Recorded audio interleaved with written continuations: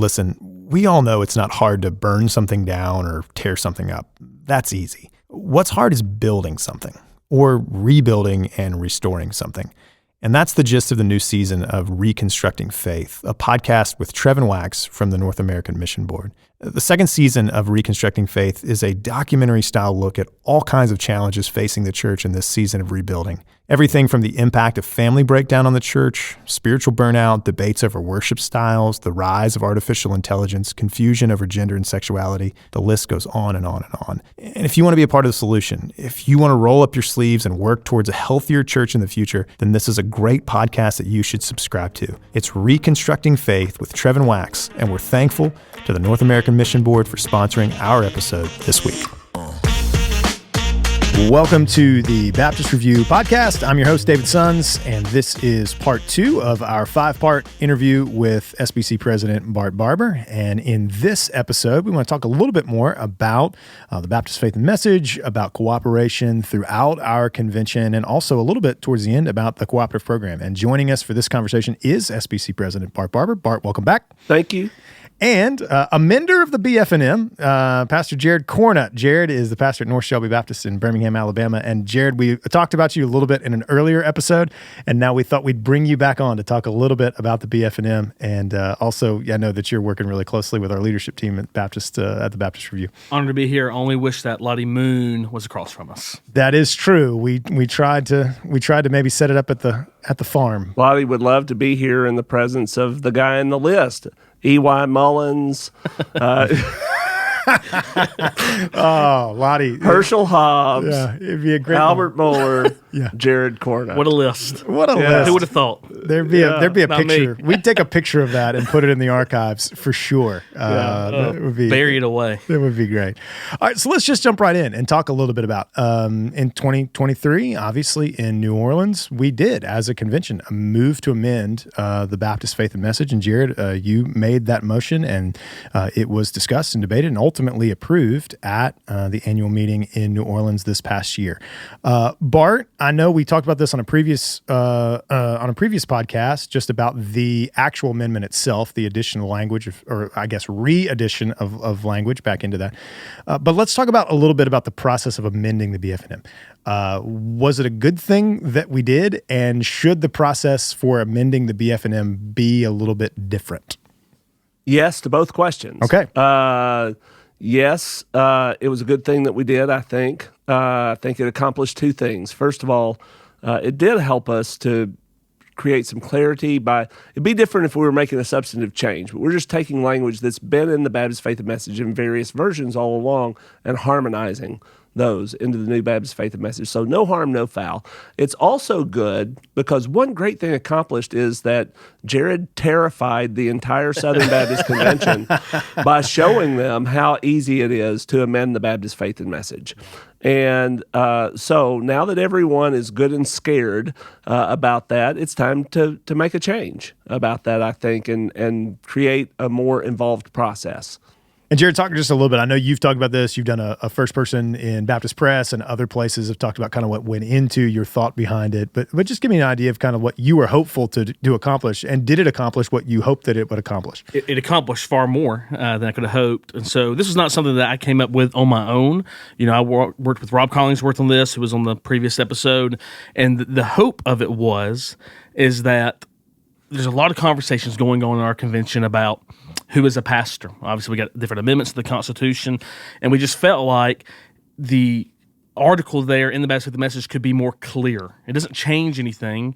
We know what a pastor is, but these words will help. So the intent was to put it before the convention. The thought was it will go before the EC, and they'll do what they do with it. Because of the way it was worded, it had to be brought to the floor, and so we had a chance to, I think, do something important, and I believe, like Bart said, it needs to be changed. It should not be so easy because somebody could come up and change anything in the Baptist Faith and Message. Now, I do believe that Southern Baptists would not change anything right, of sure. doctrinal importance like that when we do something like this. But that was the hope, is that let's clarify what we mean. It's very simple just to add these two words in these two places.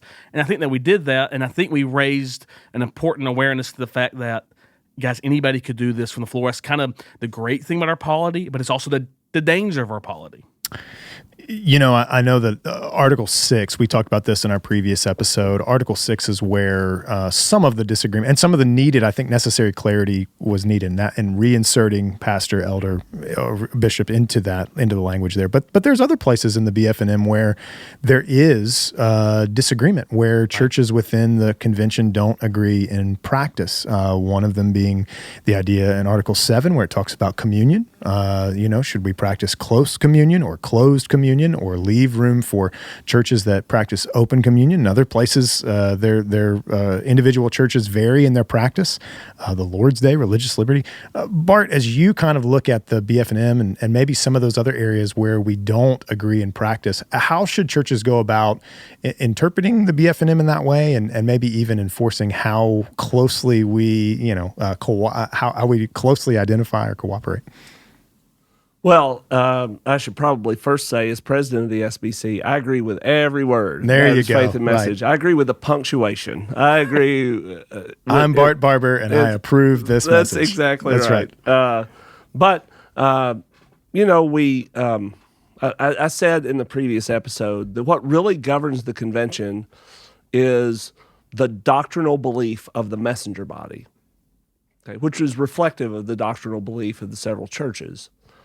And so there's a strong connection between the Baptist faith and message and that which governs the doctrinal parameters of our convention, because one is an expression of the other, but it's a moment in time expression of something that moves and changes. And that's both reason to be alarmed. That's part of the reason that people are alarmed, is because they've seen other denominations change in belief in ways that are detrimental to the teachings of Christ and that have eviscerated the evangelistic possibilities of those denominations. And just we don't want to be like some of those other families of faith, but there's nothing about being Baptist that immunizes us from the possibility that we would tiptoe our ways bit by bit into rank heresy. Yeah. We're certainly not where some of these other denominations are, but there's no virtue in just being the last ones to get there.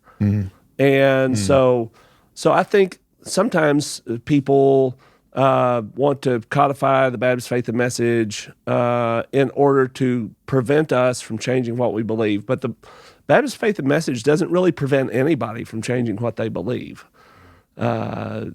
Sound teaching prevents people from changing what they believe. The work of the Holy Spirit to protect the churches changes people, or keeps people from changing what they believe to something that's bad. And so there's an undeniable truth that although I agree with every word of the Baptist faith and message, if you add up all the Southern Baptists who disagree with some point or another of the Baptist faith and message, it's a large group of Southern Baptists. Now, if you get to any one point, it may not be that many. Right. There are not many Southern Baptist churches that disagree with Article 6 about the office of pastors being limited to men or qualified by Scripture. There are more who probably disagree with the Lord's Supper, but I talk to people who don't even agree about what that means. Some people say they think it means, the landmark non-church intercommunion kind of thing, because it says about the Lord's Supper that it's a symbolic act whereby of obedience, whereby members of the church memorialize the death of the Redeemer and anticipate His second coming. And so some people would look at that and say, well, the Baptist faith and message requires that only members of your church celebrate the Lord's Supper. I think they're misreading that. I think when we have the Lord's Supper, members of our church do those things. It's just that other people who are baptized believers also join in to do those things. And so, but I think you can't escape Article 7 without concluding that open communion is contrary to the Baptist faith and message, because the document does say that baptism is prerequisite to observing the Lord's Supper and participating in that. It's clear that in 1963, that was the predominant view and practice of Southern Baptist churches. And it's also clear that there has been movement on that question up to this point.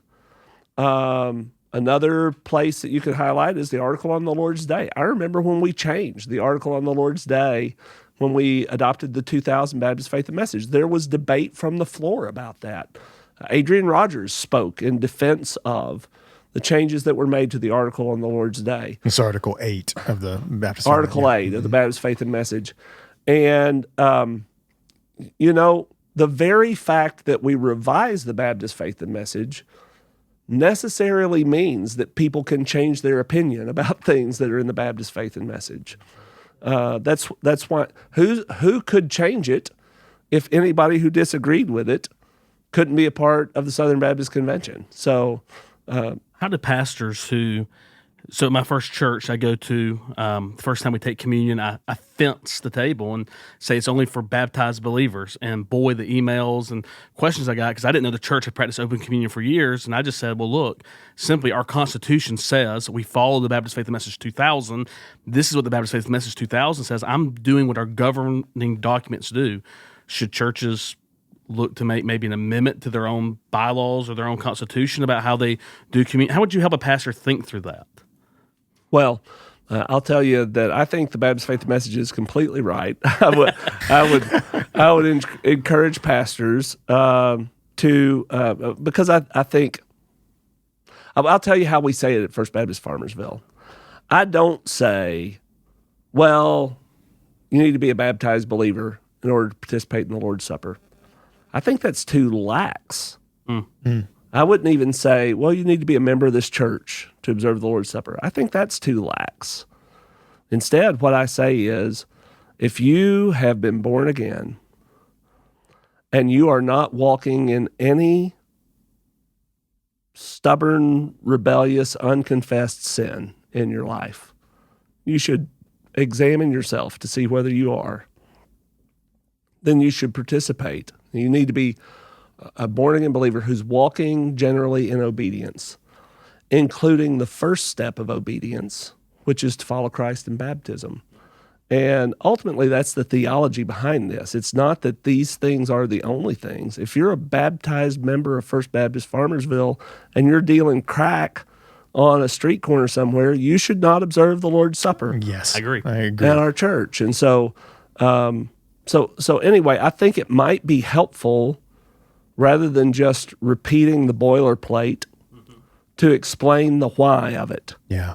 And it really just comes down to whether your church does believe that being baptized by immersion after you are saved is a matter of required obedience to the Lord. And if you do believe that, it follows pretty logically to come to the conclusion that people need to have done that to be people who are walking in obedience to participate in the Lord's Supper. So are the churches that do not believe that, are they closely identified with the Baptist Faith and Message? The messenger body gets to decide that, case by case. And I think that you're not. I think you're, and here's how it is. Maybe that's part of the decision. How do you decide?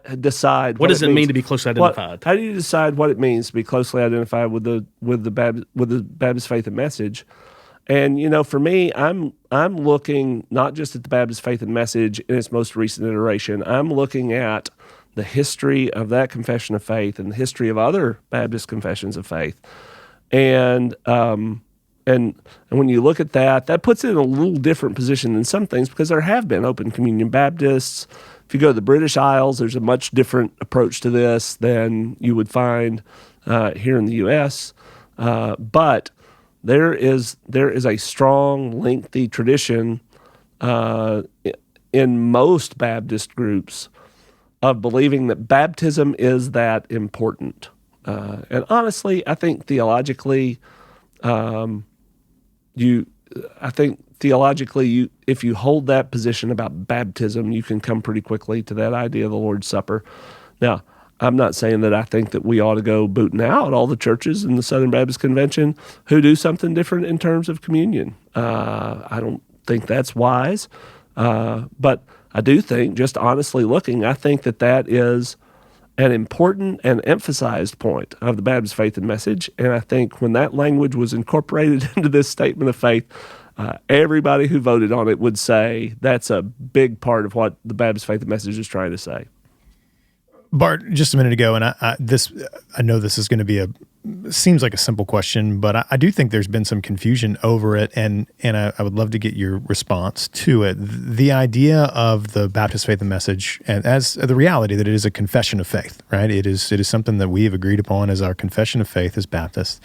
Recently, there's been a little bit of discussion about, are we confessional? Are we creedal? Is it and I know that for some of our listeners, they may be confused about what exactly, they may use those terms synonymously. They may, there may be some confusion over. So could you just kind of give your interpretation of what the difference between a creed and a confession would be? I don't know that there is really a good definition. In fact, I reached out to Nathan Finn, who, I've got a PhD in Baptist history, and he far more than I as an author. And I asked him, how would you say the difference between these could be described? And he said, well, I don't know that you really can. Yeah. I'll point out a couple of things, though, that I think may be helpful. People who say it's a confession, not a creed, they're not trying to say nothing. Right. I think they're just trying to say it by using a specialized dictionary that nobody really has. Let's move instead to what I think they're really trying to say.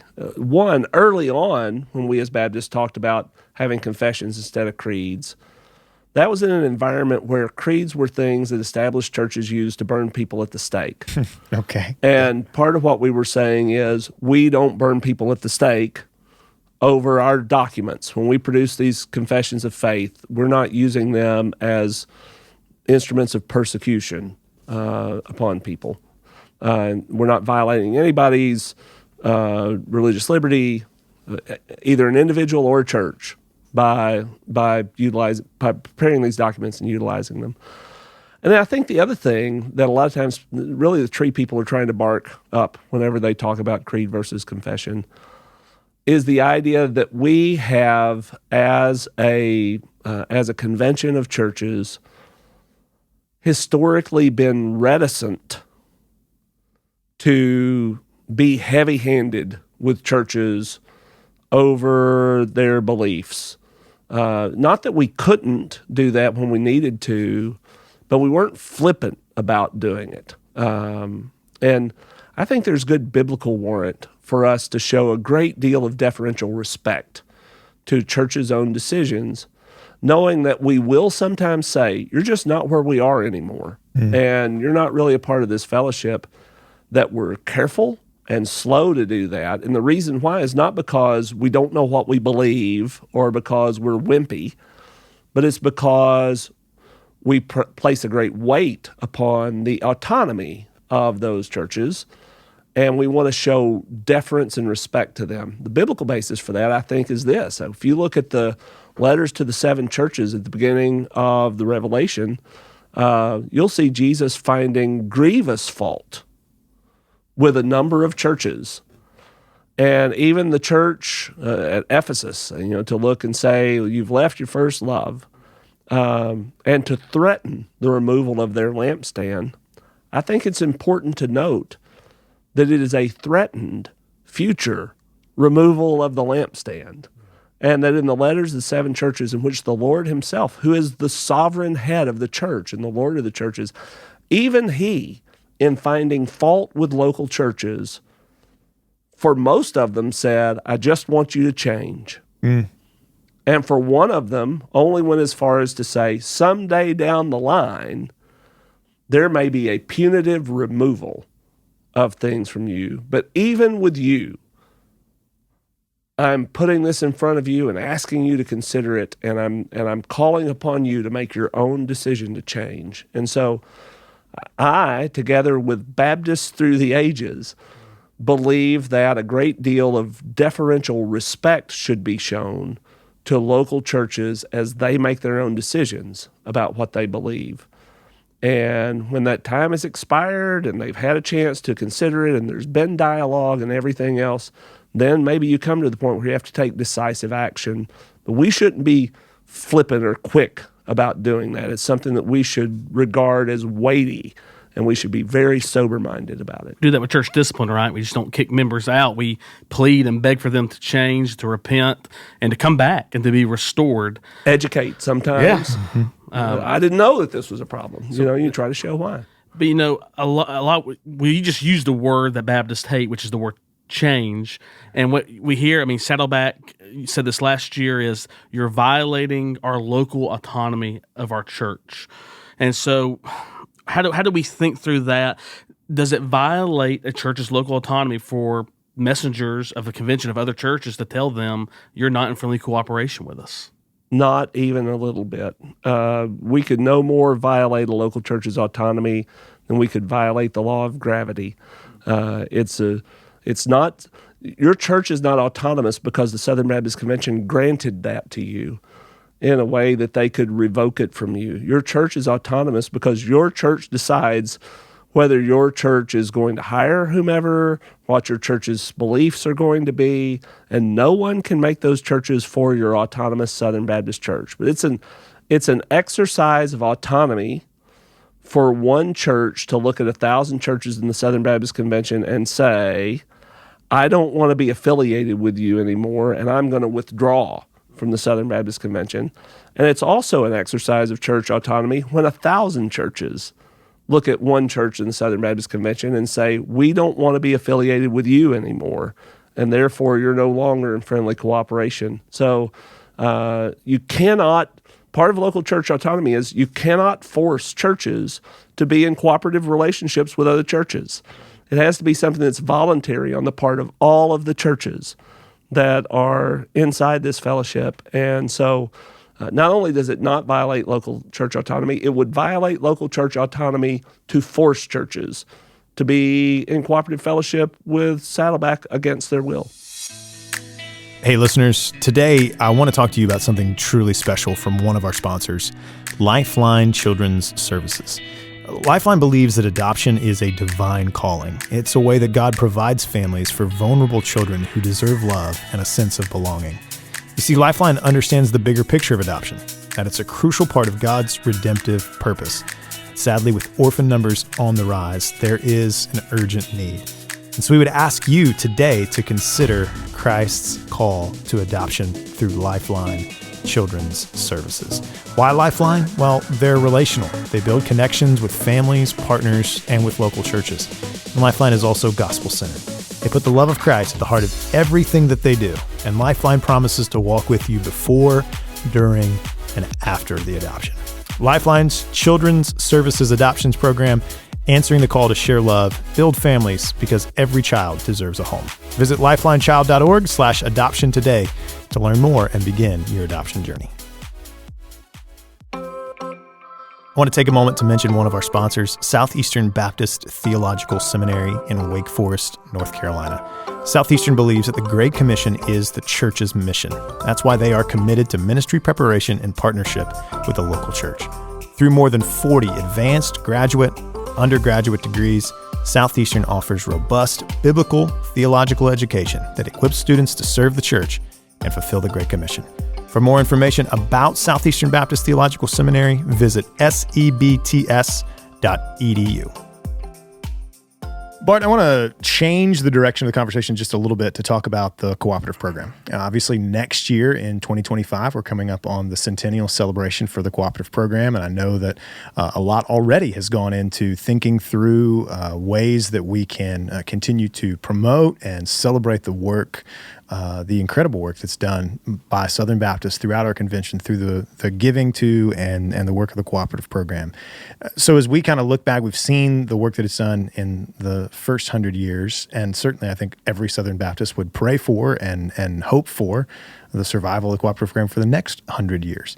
Is the Cooperative Program set up to survive for another century, to thrive for another century? That's a great way to start coming back off the break. And I think that the Southern Baptist Convention survives on the basis of trust and inspiration. Not like divine inspiration of Scripture, that sort of thing, but just in the terms of a passion and zeal for a mission that we're trying to accomplish. And I think there are elements in which either of those things is vulnerable. I certainly think that we've had some things happen over the past couple of decades that have made it harder for people to trust what's happening in the Southern Baptist Convention. We've had some scandals. We've had the departure of leaders. We've had exposés of things that are happening in entities or various parts of the state convention or national convention. Both of those participate in the cooperative program, and so I do think that actions that we've taken to try to restore and rebuild some trust are important. I know that it is nerdy and wonkish that I care as much as I do about Robert's Rules of Order and about the way that the annual meeting is conducted. But honestly, I think that's one of our lowest hanging fruit ways to build trust in the Southern Baptist Convention. People need to be able to go to that meeting and know for sure that no matter what they've read about what the president's personal beliefs are or heard on a podcast about what the president's personal beliefs are, that there is a fair and equitable and just forum there where their point of view can be heard, may or may not be persuasive, but can be heard. And people will have the opportunity to vote on that, and it's all conducted in good faith. If I can conduct the meeting in such a way that it just rebuilds a little bit of trust that people have in the system, then, man, I think that's an investment worth making. And I think that every officer of the SBC, everybody serving on a committee of the SBC, every entity of the SBC, the trustees of every entity, alongside whatever their mission statement is for that entity or that group, need to think about the fact that building and maintaining and deepening trust is the necessary job of our day. Yeah. And then the other thing is just to keep people zealous and motivated and interested in the mission that we're pursuing together, which is so important. And I think that we're doing some good things to help with that. I wish every Southern Baptist could attend a sending celebration. Yeah. The International Mission Board. That just brings right up in front of you Who we are and what we do. I think that I'm going to really score highly with your over 60 crowd listening to your podcast when I say that the death of missions education in Southern Baptist churches is going to be marked in history as a profound loss for us in our churches. And I'm not saying that it has to be done the old way that it was done, but some effort made to educate people about Southern Baptist missions and ministries, I think helps to inspire people. And I think those are the things that cause the cooperative program to succeed. When you say, people I trust are doing amazing things that advance the cause of the gospel, and I care about that, your church gives to the cooperative program. There's nothing to keep us from having the cooperative program survive another century, because there's nothing to prevent us from acting in ways that build trust and zeal for our mission. Trust is difficult. At this past annual meeting, there was a motion that was made that you ruled out of order about people texting to the platform, right? That we've kind of gotten to that point in the convention where people think, people are either having their mics turned off or people are texting the platform to get points across. How do we rebuild that trust in our annual meeting? Jared, it would help if you would stop cutting the microphone cables. That would help. Hey, it was my mic. I had to move to a different one. Well, the fact of the matter is that we're trying to pull off something that nobody else in the world is crazy enough to pull off. To have an open democratic meeting with that number of people with microphones that everybody can come to and speak. And I can just tell you this. My pastor friends of different denominations are amazed by that, by the way. They just are like, what you do this? And it's like, I think we're dumb. Yeah, I was using amazed. I will admit that it's crazy, but say that it's the best kind of crazy. Yeah, I love there it. it is. And I'm thankful that we do it. But, I think even though we had that microphone problem, and even though we had people who were wondering whether people were being recognized in the proper order, there's small steps that we can take that help people to understand. One of the best things that happened wasn't my idea. Jonathan Howe did this. When they put the 3-minute countdown timer on the screen that everybody could see out in the messenger body, and then they saw that we abided by that just the way that we said we would. It helped people to understand. Also, I think when they saw a bunch of former presidents of the SBC standing at a mic, waiting and waiting and waiting and waiting while other people introduced new motions before it actually got to them, I think that helped people to see that we're honestly just following a computer program that says who pushed the button first. To recognize people in the annual meeting. So I know when I spoke to my amendment, you know who I am. I was at a mic right in front of you, and you're like, Jared, are you here? Where are you at? I'm waving. You can't even see who really is on the floor, right? Oh gosh, no. Yeah. It's a large group of people out there. It's a sea of people. I think you're right on, Bart, in saying that there's nothing prohibiting nothing prohibiting the cooperative program from thriving in the next century, surviving for another century. Granted that there's trust there, that there's trust in the way that the dollars are being distributed. There's trust there's belief in the mission, inspiration in the work that's being done through churches that are being planted, through missionaries that are being sent, through seminaries that are doing just biblical, conservative Christian evangelical education. But let's just kind of talk just briefly about maybe the mechanism of the cooperative program itself. I know that some churches and state conventions, they've kind of been toying with some of the ways that they give to the CP. Should churches and state conventions be reevaluating some of the ways that they give to the CP? Is that something that we can look at and address going into the future? Well, budgets are a reflection of people's priorities. Yeah. When you see a budget, what people have said is important. And, that's something that not only do I think we have to keep evaluating that, I think we have evaluated it and reevaluated it over and over the course of my lifetime. I've seen state conventions increase the percentage that they're forwarding on to national and international causes. And the reason for that is just because churches assessed what their priorities were as a church, and they tried to encourage state conventions to adopt those same priorities.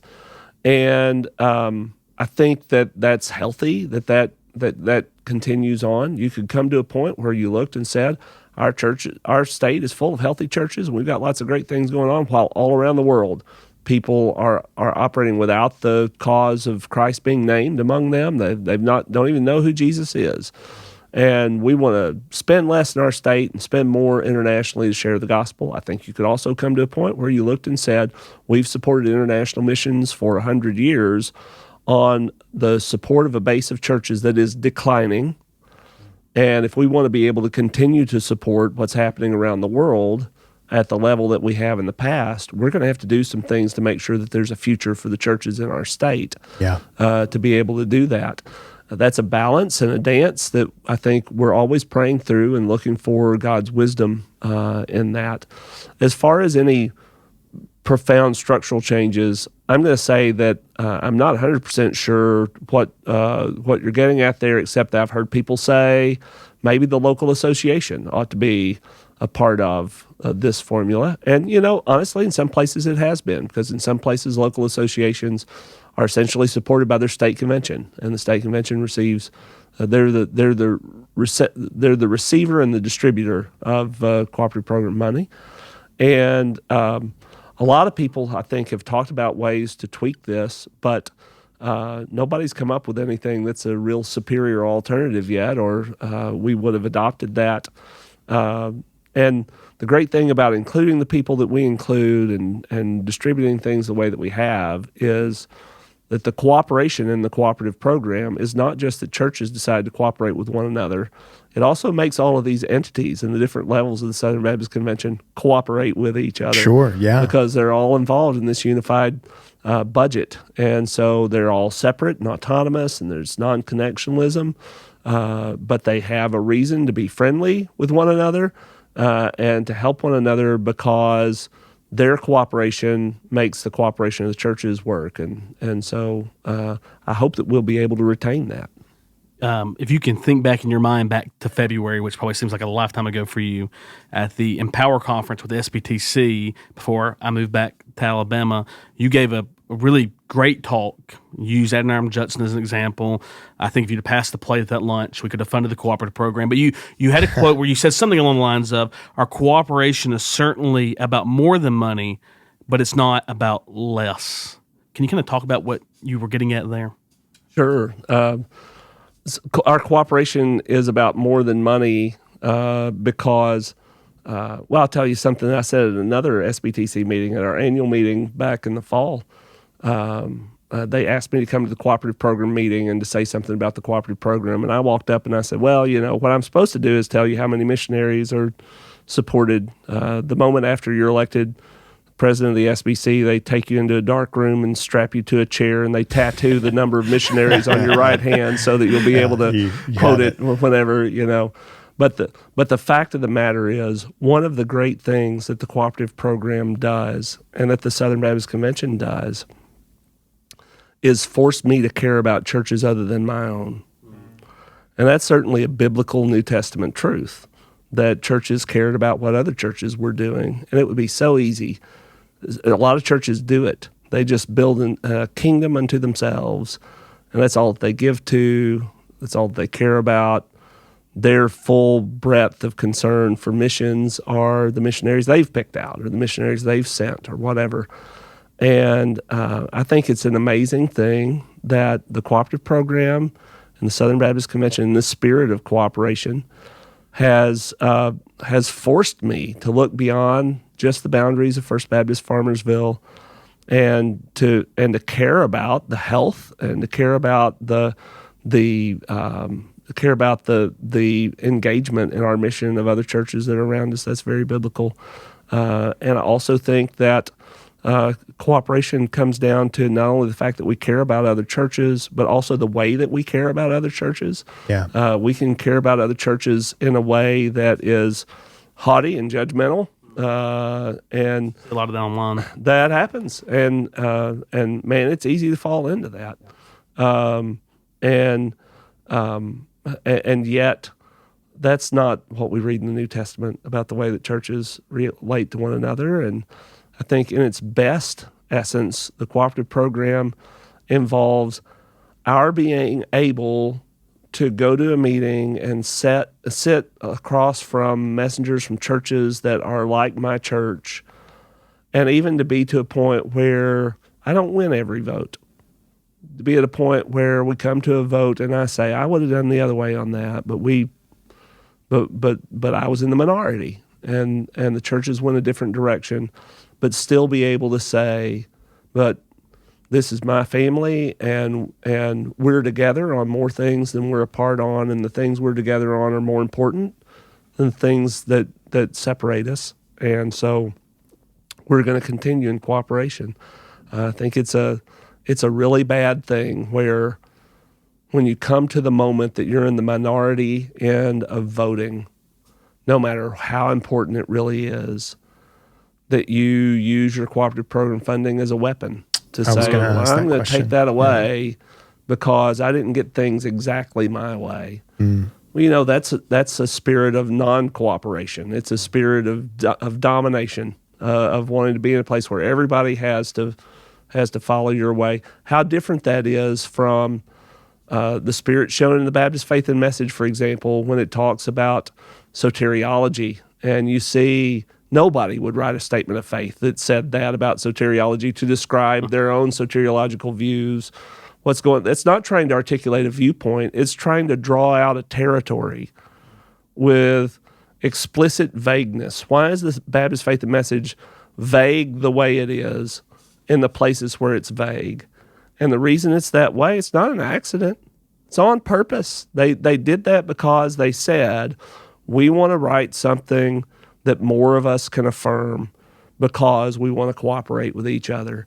And so it's about more than money, but you can have all the good feelings that you want to. But if you say, but I'm not going to give anything to help us, your church is going to send missionaries and I'm not going to support them at all.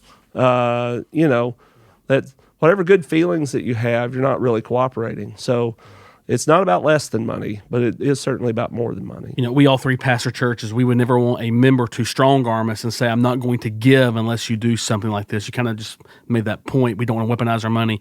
Is there ever a time, though, where we might need to consider something like that in the life of our convention? 100%, sure. I mean, two things that make the Cooperative Program our preferred mission strategy at FBC Farmersville are, first of all, that it's aligned with our beliefs, and secondly, that it's accountable to us. I mean, there are evangelical organizations out there that share the same beliefs, basically. Samaritan's Purse, the evangelical group that affirms the gospel, or whatever else. But if I find out that I've given money to an organization like that and they've done something horrible with it, I have no say in what they're going to do. And so with the Cooperative Program, I can say, especially if I as president can help build that trust, I can look and say, I get to go to a meeting every year and I can go to that meeting and I can raise my concern and it'll be heard fairly. And so that means that even if something bad happens in the SBC, I can continue cooperating because I have recourse in that. It's critically important. Well, Bart, we appreciate your time in kind of having this conversation that hopefully furthers our cooperation. And I think you have led as a leader among us, as a president who has a high view of cooperation and seeks to help Baptists across the entire spectrum of Baptist life, Southern Baptist life, to cooperate well and to see our cooperative mission go forward, not just this year in your presidency, but in the next century as well. And so we're going to wrap this episode up, but remember, we'll be back with episode 3. This is a 5-part series where we're interviewing SBC President Bart Barber. Thanks for listening to this episode of the Baptist Review Podcast. The Baptist Review is committed to helping facilitate better conversation towards a better convention. For more information about the Baptist Review, you can check out our website, thebaptistreview.com.